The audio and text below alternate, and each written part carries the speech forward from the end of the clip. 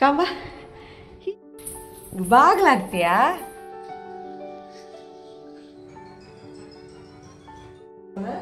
ಹೊರಗಡೆ ಕೆಲಸ ಇತ್ತು, ಅಲ್ಲಿಗೆ ಹೊರಟಿದ್ದೀನಿ. ಅಂಬಾ ಹೋಗಿದ್ದಾರೆ. ಆರ್ನಾಗಿ ನಿದ್ರೆ ಬಂತು.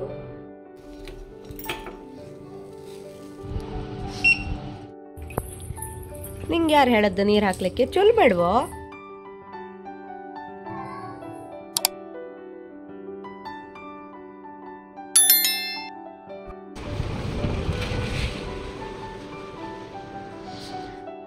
Hi, good morning, welcome back to my channel. So ಇವತ್ತಿನಿಂದ ಬ್ಲಾಗ್ ಸ್ವಲ್ಪ ಈ ರೀತಿಯಾಗಿ ಬರುತ್ತೆ ಅಂತ ಅಂದ್ಕೊಳ್ತೀನಿ. ಯಾಕಂದರೆ ಇನ್ನು ಡೈಲಿ ಬ್ಲಾಗ್ ಮಾಡ್ತಾ ಇರೋದ್ರಿಂದ ಸೊ ನನಗೇನಾಗುತ್ತೆ, ಎಡಿಟಿಂಗ್ ಮಾಡಲಿಕ್ಕೆ ಟೈಮೇ ಸಿಗ್ತಾ ಇಲ್ಲ. ಸೊ ಈ ರೀತಿ ಫೇಸ್ ಟು ಫೇಸ್ ಮಾತಾಡಿದರೆ ಸ್ವಲ್ಪ ಎಡಿಟಿಂಗ್ಗೆ ಟೈಮ್ ಕಡಿಮೆ ಆಗುತ್ತೆ.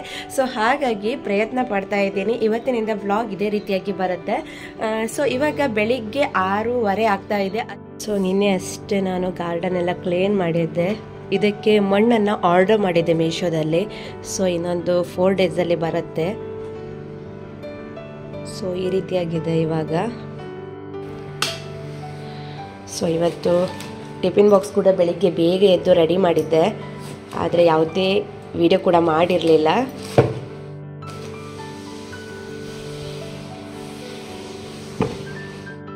ಎಕ್ಸಾಮ್ಗೆ ನಾನು ಯಾವ ರೀತಿಯಾಗಿ ರೆಡಿ ಮಾಡ್ಕೊಳ್ತೀನಿ ಅನ್ನೋದನ್ನು ಸಿಂಪಲ್ಲಾಗಿ ಶೇರ್ ಮಾಡ್ತಾ ಇದ್ದೀನಿ. ಸೊ ನಾನಿಲ್ಲಿ ಫೈಲನ್ನು ತೆಗೆದುಕೊಂಡಿದ್ದೆ. ಫೈಲ್ ಯಾಕಪ್ಪ ಅಂತ ಹೇಳಿದರೆ, ಮಕ್ಕಳಿಗೆ ಸ್ವಲ್ಪ ಕ್ಯೂರಿಯಾಸಿಟಿ ಇರಬೇಕು. ನಾವು ಏನಾದರೂ ಓದಬೇಕಾದ್ರೆ ಓದಲಿಕ್ಕೆ ಇಂಟ್ರೆಸ್ಟ್ ಮೈನ್ ಆಗಿ ಬೇಕಾಗತ್ತಲ್ವ. ಸೊ ಹಾಗಾಗಿ ನಾನಿಲ್ಲಿ ಫೈಲನ್ನು ಯೂಸ್ ಮಾಡ್ತಾ ಇರೋದು. ಅಂದರೆ ಇವಾಗ ನಾನು A4 ಸೈಜ್ ಸೀಟನ್ನು ತೆಗೆದುಕೊಂಡು ಎಕ್ಸಾಮ್ಗೆ ಏನೆಲ್ಲ ಬರುತ್ತೆ ಅದನ್ನೆಲ್ಲ ನಾನು ಇದರಲ್ಲಿ ಬರೆದಿಟ್ಕೊಂಡು ಮೇನ್ ಆನ್ಸರ್ ಇದೆಯಲ್ಲ ಅದಕ್ಕೆ ನಾನು ಹೈಲೈಟರನ್ನು ಯೂಸ್ ಮಾಡ್ಕೊಳ್ತೀನಿ. ಸೊ ಯಾವುದೆಲ್ಲ ಬರುತ್ತೆ ಅನ್ನೋದನ್ನು ಸ್ವಲ್ಪ ಬರಲಿಕ್ಕೆ ಟೈಮ್ ನಮಗೆ ಹಿಡಿಯುತ್ತೆ, ಆದರೂ ಪರವಾಗಿಲ್ಲ. ಬರೆದ್ರೆ ಅವರಿಗೆ ಏನಾಗುತ್ತೆ, ಒಮ್ಮೆಲೆ ಒಂದೇ ಫೈಲಲ್ಲಿ ಓದ್ಕೊಳ್ಳಿಕ್ಕೆ ಈಸಿ ಆಗುತ್ತೆ. ಸೊ ಇವತ್ತು ಅವನಿಗೆ ಇಂಗ್ಲೀಷ್ ಎಕ್ಸಾಮ್ ಇತ್ತು, ಅದನ್ನು ನಾನು ಈ ಫೈಲಲ್ಲಿ ರೆಡಿ ಮಾಡಿ ಇಟ್ಕೊಂಡಿದ್ದೆ. ಸೊ ಇವಾಗ ಹೋಗಬೇಕಾದ್ರೆ ಅದರ ಕ್ವಶನ್ ಎಲ್ಲ ಕೇಳ್ತೀನಿ. ಹಾಗೆ ಬೆಳಿಗ್ಗೆ ನಾನು ಯೂನಿಫಾರ್ಮನ್ನು ಈ ರೀತಿಯಾಗಿ ರೆಡಿ ಮಾಡಿ ಇಟ್ಕೋತೀನಿ. ಇದು ಬಂದು ಅದ್ವಿನ್ ಯೂನಿಫಾರ್ಮನ್ನು ನಾನು ಈ ರೀತಿಯಾಗಿ ಸೆಟ್ ಮಾಡಿ ಇಟ್ಕೊಳ್ತೀನಿ. ತುಂಬಾ ಈಸಿ ಆಗುತ್ತೆ. ಸಾಕ್ಸು, ಇನ್ನರ್ ವೈರು ಜೊತೆಗೆ ಯೂನಿಫಾರ್ಮು. ಇದು ಬಂದು ಅವನ್ನ ಟಿಫಿನ್ ಬಾಕ್ಸ್ಗೆ ಹಾಕೋದು. ಸೊ ಅವ್ನು ರೆಡಿ ಆಗ್ತಾನೆ, ಅಷ್ಟರೊಳಗಡೆ ನಾನು ಶೂ ಎಲ್ಲ ಪಾಲಿಷ್ ಮಾಡಿ ರೆಡಿ ಮಾಡ್ಕೊಳ್ತೀನಿ.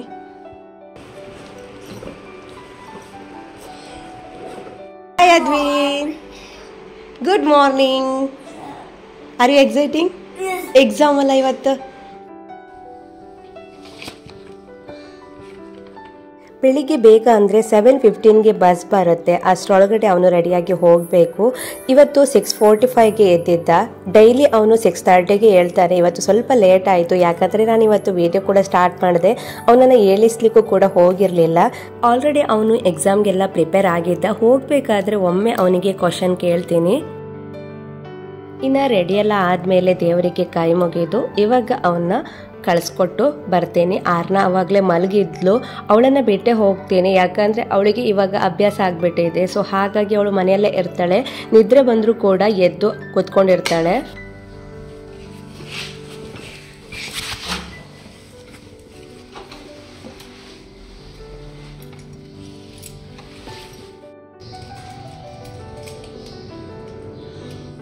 ಇವಾಗ ಟೈಮ್ 7:15, ಬಸ್ ಬರೋ ಟೈಮ್ ಆಯಿತು. Again all the best Advin. ಇವತ್ತು ಯಾವ ಎಕ್ಸಾಮು? ಇಂಗ್ಲೀಷ್. ಆ ಥರ ಅದು ಹೆಂಗೆ? ನಿದ್ದೆ ಬತ್ತಾ?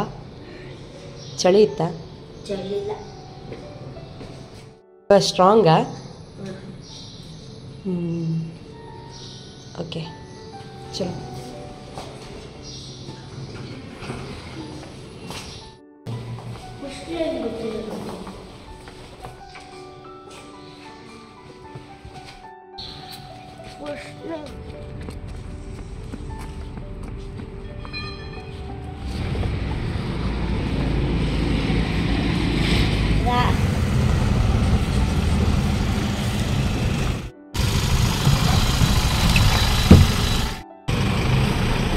ಅದ್ವಿನ ಡ್ರಾಪ್ ಮಾಡಿ ಮನೆಗೆ ಹೋಗಬೇಕಾದ್ರೆ ಹಸ್ಬೆಂಡ್ ಕೂಡ ದೇವಸ್ಥಾನಕ್ಕೆ ಹೋಗಿದ್ರು. ಇವತ್ತು ಫ್ರೈಡೇ ಆಗಿರೋದ್ರಿಂದ ಬೆಳಿಗ್ಗೆ ಬೇಗ ಹೋಗ್ತಾರೆ.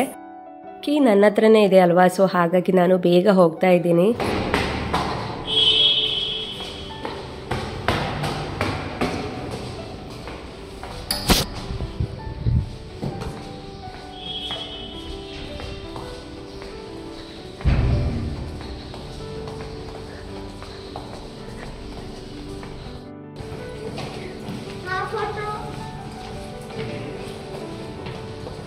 ಹಾಯ್ ಕಾಂಬ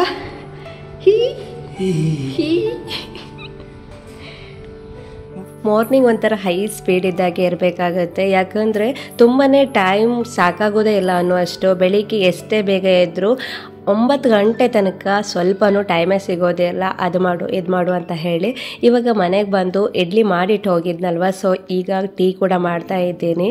ಎಷ್ಟೇ ಬ್ಯುಸಿ ಆದರೂ ಎಷ್ಟೇ ಕೆಲಸ ಇದ್ದರೂ ಮಾರ್ನಿಂಗ್ ಟೈಮ್ ಅಂದರೆ ನನಗೆ ತುಂಬಾ ಇಷ್ಟ. ಬೆಳಿಗ್ಗೆ ಬೇಗ ಎದ್ದು ನಾವು ಕೆಲಸ ಸ್ಟಾರ್ಟ್ ಮಾಡಿದರೆ ತುಂಬಾ ಆ್ಯಕ್ಟಿವ್ ಆಗಿ ಇರಬಹುದು. ಆ ದಿನ ಕೂಡ ಅಷ್ಟೇ ತುಂಬಾ ಚೆನ್ನಾಗಿ ಹೋಗುತ್ತೆ. ಬೆಳಗಿನ ಬ್ರೇಕ್ಫಾಸ್ಟ್ ಅಂತೂ ಆಯಿತು, ಇವಾಗ ಟೀ ಕೂಡ ಮಾಡ್ತಾ ಇದ್ದೀನಿ.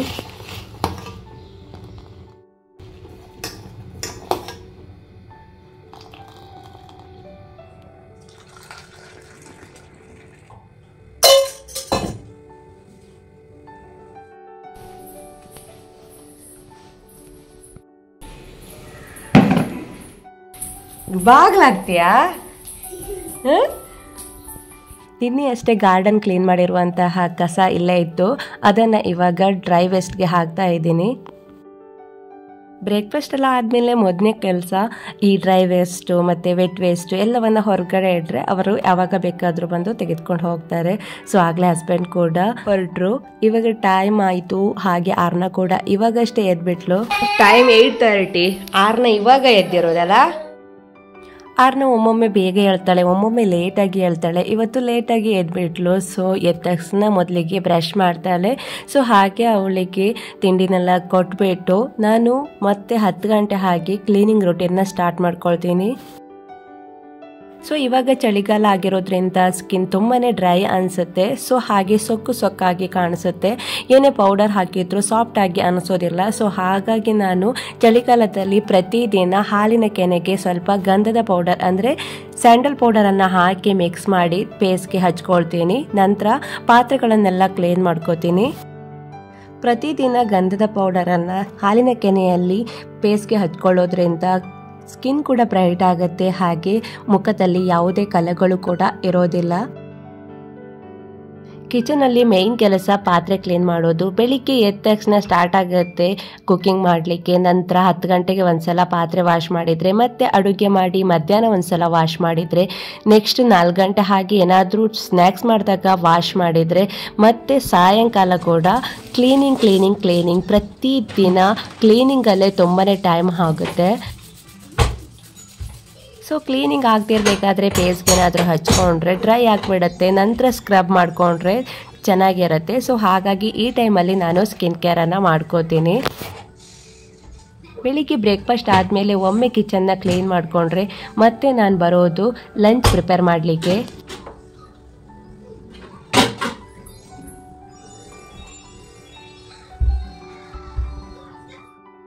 ಪಾತ್ರೆ ಎಲ್ಲ ತೊಳೆದಾದ್ಮೇಲೆ ಇವಾಗ ಪೇಸ್ಗೆ ಹಾಕಿರೋದು ಸ್ವಲ್ಪ ಡ್ರೈ ಆಗ್ತಾ ಬಂತು. ಆವಾಗ ಸ್ವಲ್ಪ ನೀರನ್ನು ಸೇರಿಸಿ ಸ್ಕ್ರಬ್ ಮಾಡಿಕೊಂಡ್ರೆ ತುಂಬಾ ಚೆನ್ನಾಗಿ ಪೇಸು ಕ್ಲೀನಾಗಿ ಆಗುವಂತಹ ಫೀಲ್ ಕೊಡುತ್ತೆ.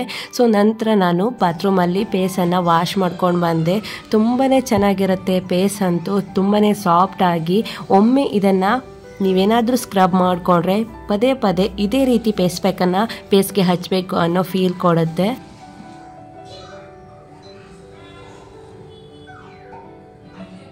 ಸೊ ಸ್ವಲ್ಪ ಕೆಲಸ ಇತ್ತು, ಎಲ್ಲ ಆದಮೇಲೆ ಇವಾಗ ಸ್ವಲ್ಪ ಬೇಗನೆ ನಾನು ಲಂಚನ್ನು ಪ್ರಿಪೇರ್ ಮಾಡ್ಕೊಳ್ತಾ ಇದ್ದೀನಿ. ಯಾಕಂದರೆ ಸ್ವಲ್ಪ ಹೊರಗಡೆ ಹೋಗ್ಲಿಕ್ಕಿತ್ತು. ಸೊ ಹಾಗಾಗಿ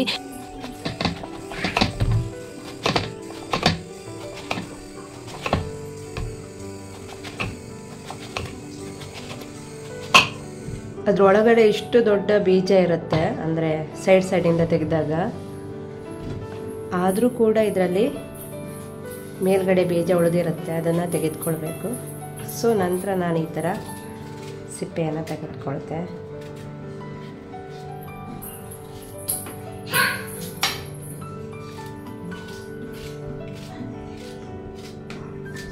ಇದೇ ಥರ ಎಲ್ಲವನ್ನು ತೆಗೆದುಕೊಳ್ತೀನಿ. ಇಷ್ಟೊಂದಾಗಿದೆ. ಸೊ ಇದನ್ನು ನೀರು ಹಾಕಿ ಚೆನ್ನಾಗಿ ವಾಶ್ ಮಾಡ್ಕೊಳ್ತೀನಿ.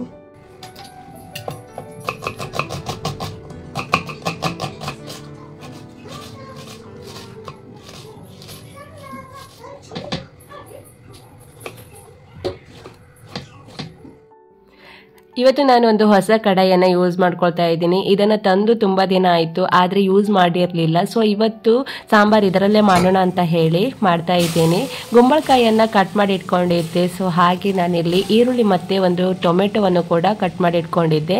ಸೊ ಈ ಮೂರನ್ನು ಸೇರಿಸಿ ಅದಕ್ಕೆ ಸ್ವಲ್ಪ ನೀರನ್ನು ಸೇರಿಸಿ ಚೆನ್ನಾಗಿ ಕುದಿಸ್ಕೊಳ್ತೀನಿ. ಕುದಿಸೋಕ್ಕಿಂತ ಮುಂಚೆ ನಾನು ಅದಕ್ಕೆ ಸ್ವಲ್ಪ ಹಳದಿ ಪೌಡರ್ ಮತ್ತು ಉಪ್ಪನ್ನು ಕೂಡ ಇವಾಗಲೇ ಸೇರಿಸಿ ಚೆನ್ನಾಗಿ ಕುದಿಸ್ಕೊಳ್ತೀನಿ.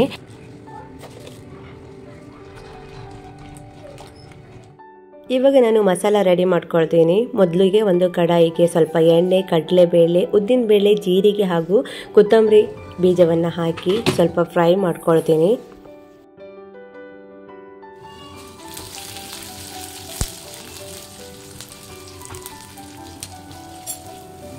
ಇವಾಗ ಸ್ವಲ್ಪ ಬೆಳ್ಳುಳ್ಳಿ ಕೂಡ ಜಜ್ಜಿ ಹಾಕ್ಕೊಂಡಿದ್ದೀನಿ. ಬೆಳ್ಳುಳ್ಳಿ ಆಪ್ಷನಲ್, ಬೇಕು ಅಂತ ಏನಿಲ್ಲ. ನೆಕ್ಸ್ಟ್ ನಾನು ಇದಕ್ಕೆ ಕಾಯಿ ತುರಿಯನ್ನು ಹಾಕ್ಕೊಳ್ತಾ ಇದ್ದೀನಿ. ಸ್ವಲ್ಪ ಕಾಯಿ ತುರಿಗಳನ್ನು ಹಾಕ್ಕೊಂಡ್ರೆ ಸಾಕಾಗುತ್ತೆ. ಸೊ ಕಾಯಿ ತುರಿ ಕೂಡ ಚೆನ್ನಾಗಿ ಫ್ರೈ ಆಗಬೇಕು. ಸೊ ಕಾಯಿ ತುರಿ ಹಾಕಿ ಚೆನ್ನಾಗಿ ಫ್ರೈ ಆದಮೇಲೆ ಗ್ಯಾಸನ್ನು ಆಫ್ ಮಾಡಿಬಿಟ್ಟು ಇವಾಗ ನಾನು ಒಣಮೆಣಸನ್ನು ಹಾಕ್ಕೊಂಡಿದ್ದೀನಿ. ಹಾಗೆ ಚಿಕ್ಕ ಹುಣಸೆ ಹುಳಿಯನ್ನು ಕೂಡ ಹಾಕ್ಕೊಂಡಿದ್ದೀನಿ. ಒಣಮೆಣಸು ಆಲ್ರೆಡಿ ನಾನು ಫ್ರೈ ಮಾಡಿ ಇಟ್ಕೊಂಡಿರುವಂಥದ್ದು.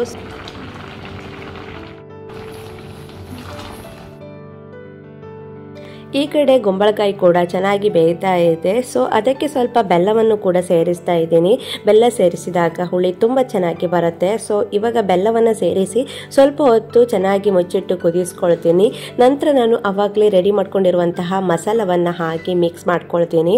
ಸೊ ಸ್ವಲ್ಪ ನೀರನ್ನು ಕೂಡ ಸೇರಿಸಿ ಚೆನ್ನಾಗಿ ಕುದಿಸ್ಕೊಂಡ್ರೆ ಕೊನೆಗೆ ನಾನು ಇದಕ್ಕೆ ಸ್ವಲ್ಪ ಕಸೂರಿ ಮೇಥಿ ಮತ್ತು ಕೊತ್ತಂಬರಿ ಸೊಪ್ಪನ್ನು ಹಾಕಿಕೊಂಡ್ರೆ ಗುಂಬಳಕಾಯಿ ಸಾಂಬಾರು ರೆಡಿಯಾಗುತ್ತೆ.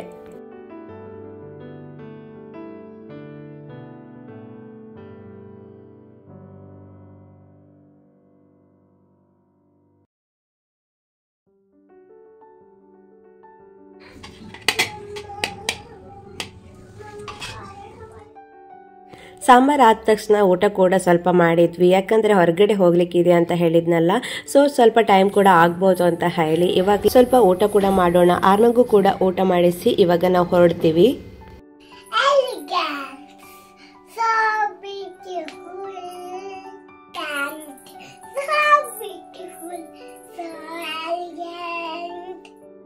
ಆನು ಎಲ್ಲಿಗೆ ಹೊರಟಿದ್ದೀನ? ಹೋಟೆಲ್ ಪೇ ಜಾ ರೇ. ಸೊ ಇವಾಗ ಸ್ವಲ್ಪ ಹೊರಗಡೆ ಕೆಲಸ ಇತ್ತು, ಅಲ್ಲಿ ಹೊರಟಿದ್ದೀನಿ. ಆಗ ಟಿವಿ ಬಂದ್ ಮಾಡ. ಸೊ ಇವಾಗ ಟೈಮ್ ಬಂದು 1 o'clock ಆಗ್ತಾ ಬಂತು. ಜಸ್ಟ್ ಇನ್ನೊಂದು ಹಾಫ್ ಆನ್ ಅವರಲ್ಲಿ ಬ್ಯಾಂಕಲ್ಲಿ ಕೆಲಸ ಇತ್ತು, ಅಲ್ಲಿ ಹೋಗಿ ಬರೋಣ ಅಂತ ಹೇಳಿ ನಾನು ಆರ್ನ ಹೊರಟಿದ್ವಿ. ಹಾಯ್, ಅದೇನ ಇದು ನನ್ನ ಫೇವ್ರೆಟ್ ಡ್ರೆಸ್ಸಾ? ನಿನಗೆ ಇಷ್ಟನಾ?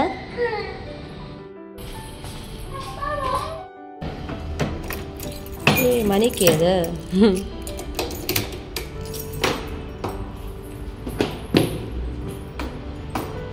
ಚಲೋ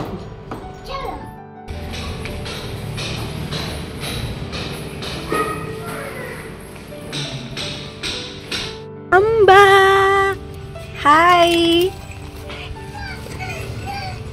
ಅಂಬ ಅಂಬ ಬಂತಿ ನೋಡಿ. ಹಾಯ್ ಶೋನಿ.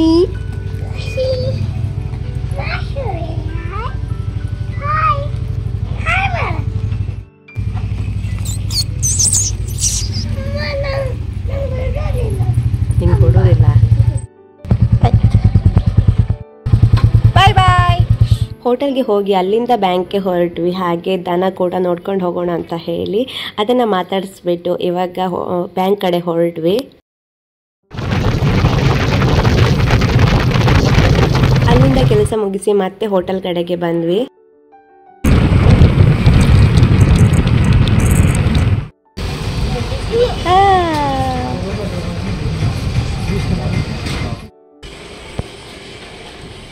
ಹಾಯ್.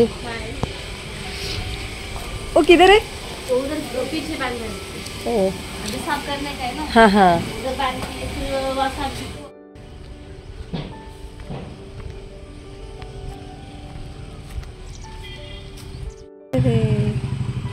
ನೀನು ಇಲ್ಲಿದ್ದ ಡುಬ್ಬು ಡುಬ್ಬು ಡುಬ್ಬು ಎಂತ ತಂದಿಲ್ಲ ನಾನು ಪಪ್ಪಿ ಪಪ್ಪಿದೆ ಪಪ್ಪಿದೆ ಪಪ್ಪಿದೆ ಏನ ಪಪ್ಪಿ ನೀ ಅಲ್ಲಿ ನೋಡು ಅಲ್ಲ ಏನು ಬೇಕು ನಿಮಗೆ ಏನು ಬೇಕಾ ಬಾಯ್ ಬಾಯ್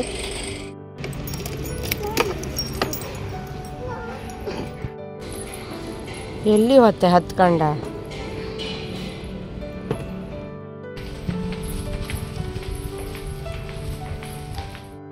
ಆರ್ನಾಗಿ ನಿದ್ರೆ ಬಂತು ಸೊ ಬರಬೇಕಾದ್ರೆ ನಿದ್ರೆ ಬಂತು ಆ್ಯಕ್ಚುಲಿ ಅವಳಿಗೆ ಈ ಟೈಮಲ್ಲಿ ನಿದ್ರೆ ಮಾಡೋ ಟೈಮು ಸೊ ಸ್ವಲ್ಪ ಲೇಟ್ ಆಯಿತು ಹೋಟೆಲಲ್ಲಿ ಸೊ ಇವಾಗ ಮನೆಗೆ ಹೋಗಿ ಅವಳನ್ನ ಮಲಗಿಸಿ ಅದ್ವಿನೇ ಕರ್ಕೊಂಡು ಬರಲಿಕ್ಕೆ ಹೋಗಬೇಕು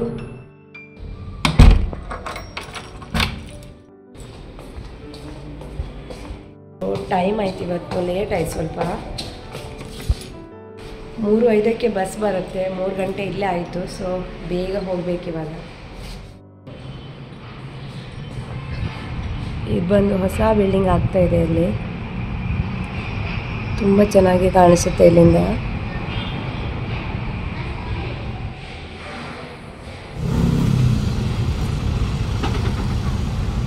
ड्रीम कार है इकड़ा मेरून आता है वो ऐसे हाँ किक करो वाव अद्विन हाँ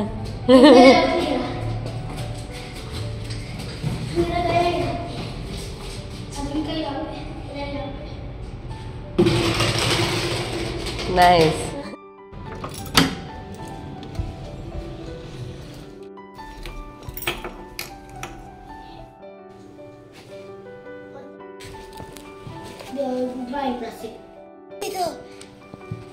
ತಿರ್ಸಿ ಹಾಕ್ರೆ ಜನವರಿ 22 ಸೊ ಆವಾಗ ಬ್ಯಾಂಕ್ ಹೋದಾಗ ಈ ಕ್ಯಾಲೆಂಡರ್ ಕೊಟ್ಟಿದ್ರು ಹೊಸ ಕ್ಯಾಲೆಂಡರ್ ಸೊ ಬೇಕಾಗುತ್ತೆ ಹೇಗೂ ರೆಡಿಯಾಗಿದ್ದೆ ಹಾಗೆ ರಾಗಿ ಕೂಡ ಸ್ವಲ್ಪ ಹಿಟ್ ಮಾಡ್ಕೊಂಡು ಬರೋಣ ಅಂತ ಹೊರಟೆ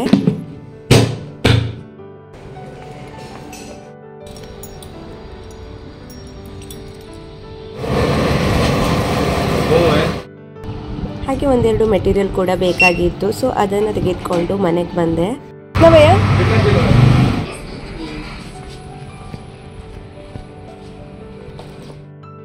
ಹೊರಗಡೆ ಎಲ್ಲ ಹೋದ್ ಬಂದಮೇಲೆ ತುಂಬಾ ಸುಸ್ತು ಅನಿಸುತ್ತೆ ಹಾಗೆ ಸ್ವಲ್ಪ ಟೀ ಕುಡಿಯೋಣ ಅಂತ ಹೇಳಿ ಟೀ ಮಾಡ್ತಾ ಇದ್ದೀನಿ ಈ ಟೀ ಬಂದು ತುಂಬಾ ವೈರಲ್ ಇವಾಗ ಮೊದಲಿಗೆ ಪಾತ್ರೆಗೇನೆ ಸಕ್ಕರೆ ಹಾಕ್ಕೊಂಡು ಸಕ್ಕರೆ ಕರಗಿದ ಮೇಲೆ ಹಾಲನ್ನು ಹಾಕಿ ನಂತರ ಅದಕ್ಕೆ ಸಕ್ಕರೆ ಟೀ ಪೌಡರನ್ನು ಹಾಕಿದರೆ ಈ ಟೀ ರೆಡಿ ಆಗುತ್ತೆ ತುಂಬಾ ಟೇಸ್ಟಿಯಾಗಿ ಬರುತ್ತೆ ಆದರೆ ದಪ್ಪ ತಳದ ಪಾತ್ರೆಯನ್ನು ಉಪಯೋಗಿಸಬೇಕಾಗತ್ತೆ ಇಲ್ಲಾಂದರೆ ತಳ ಹಿಡಿಯುವ ಚಾನ್ಸಸ್ ಕೂಡ ಇರುತ್ತೆ ತುಂಬಾ ಟೇಸ್ಟಿಯಾಗಿ ಬರುತ್ತೆ ಇದು ಒಮ್ಮೆ ಟ್ರೈ ಮಾಡಿ ನೋಡಿ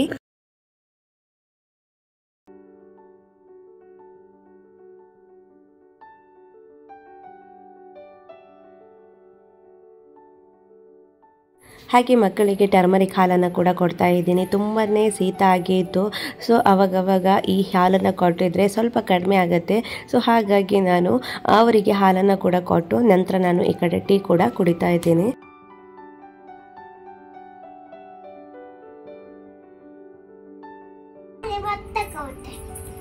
ಗುಡ್ ಗರ್ಲ್ ಆರ್ನ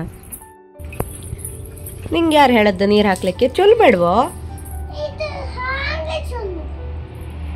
ಆರಾಮ್ಸೆ ಎಲ್ಲದಕ್ಕೂ ಹಾಕೈತಾ